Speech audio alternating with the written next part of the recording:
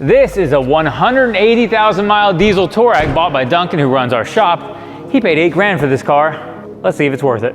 This is a 3-liter V6 turbocharged diesel engine, TDI. New, this vehicle would have been about $55,000. Now on Marketplace, you might find one of these for somewhere in this $7,000 to $15,000 range, depending on miles, equipment, etc. Because we specialize in Volkswagen and Audi, we're gonna look over everything you might wanna look out for when purchasing one of these. Now the first thing you're probably gonna notice about this car is the tires. They are meaty. First thing that makes me believe is that this car may have been off-roaded, but the seller of the car said she didn't think it had been off-roaded.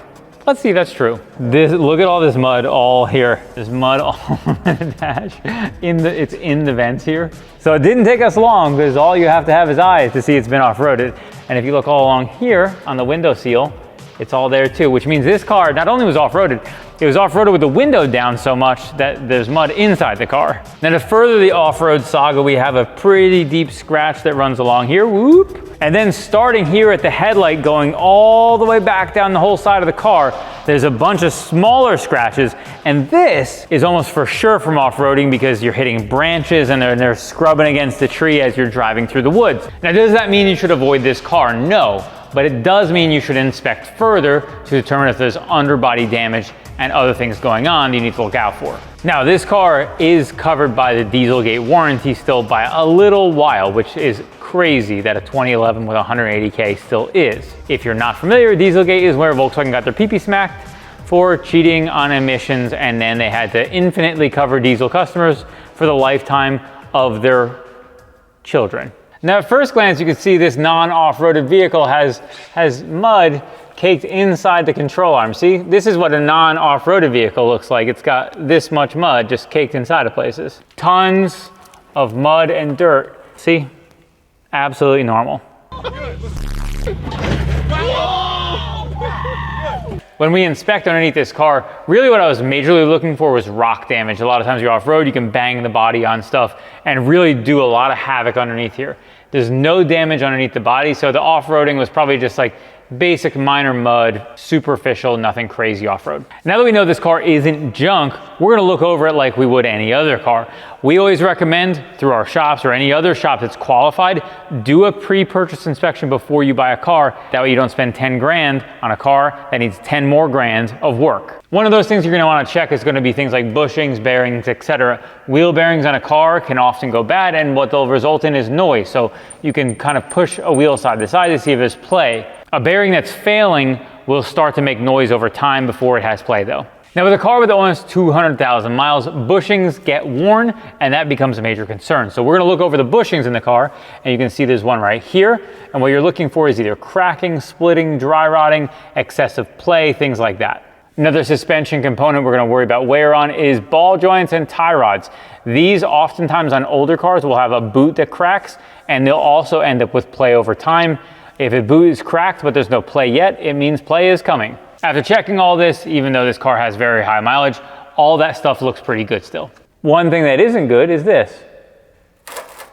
One thing that can happen on these is the clamp that's on a tip that actually comes on and off splits. So the weld is broken on that clamp, causing a droopy tip. You're also going to check things like CV boots to make sure that they're not slinging grease all over the place, because if you fail to replace them, they'll kill your axle.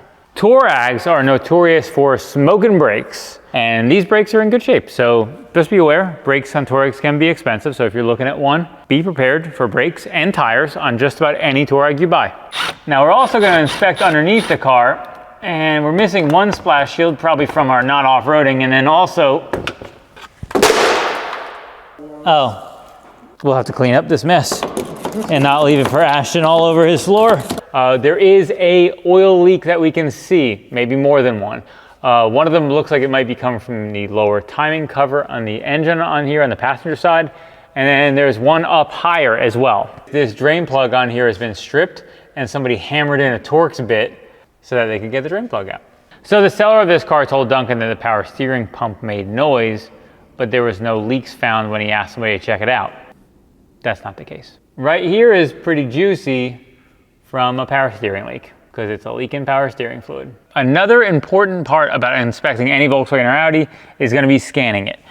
So we're having OBDII connected. We're going to go ahead and scan it And if you need one of these, you can purchase one at shopdap.com, or you can pay one of our shops to inspect their car for you, and you don't even need to own one of these. They'll inspect your car, or you can buy one of these and inspect your own car. Either way, you should buy one of those things, is the inspection of the car or the scan tool to inspect your car right now. 6 faults found: fresh air recirculation, flat motor mechanical malfunction, a light fault, not really a major concern there. You're not going to fix it even if you have a problem with it. Tire pressure, the Touaregs are real good for that because there aren't any sensors, it looks like. That's why. You know, Duncan will probably just code that out. I didn't count 6. Maybe this scan tool is having a hard time counting because the tire pressure is 4. Oh, the tire pressure was 4. You're right. I'm stupid. That's what that was. I can't count. It's not the scan tool, it's me. I need to get back to a first grade education level. So there's our 6 faults, guys. When we're looking over the interior of the car, you can see this car, other than having a bottle of power steering fluid when it wasn't leaking, looks pretty nice inside. This is kind of a cool feature. You see there's child locks, but individual per rear door. So if this kid is good, but this kid's bad, there you go, bad kid. Not bad kid, bad kid. Okay, in the rear of the car, this is actually also pretty nice, especially for the mileage. No cracking leather. That's kind of surprising, actually, for the age. There is some dog hair and some dog prints. You can see someone's dog been running around back here. Now, a real nice feature, power liftgate. 2011 power liftgates were really legit. Now back here, you see the headliner is falling. That's a thing that happens sometimes. When you're driving down the road with the windows down in the summer, it does.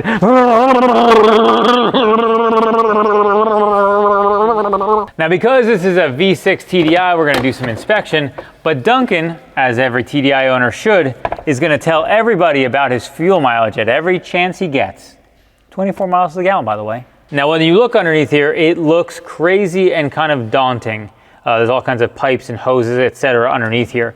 Overall, this car is in pretty good shape.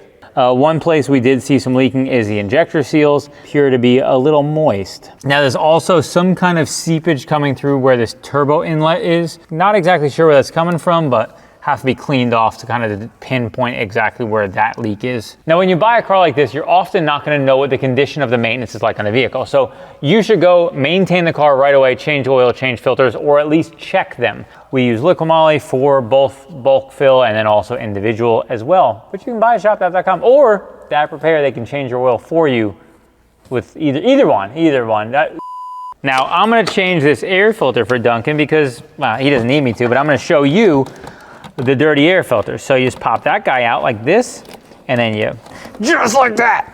Okay, so this is foam for vehicles in cold weather countries. That's why those, if you didn't know, that's why those are there. So most Volkswagen or Audis will have 2 part numbers, usually one with an A and one without an A, and one will be with the foam, one will be without the foam. I know things, even though I act like a dumbass. I know things, okay?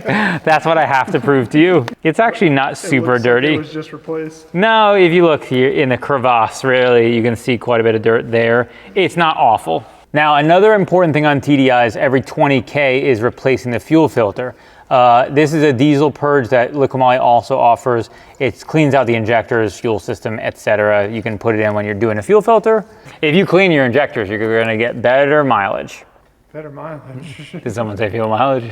So for $8,000, is this car a good buy? In this case, this car is a good buy.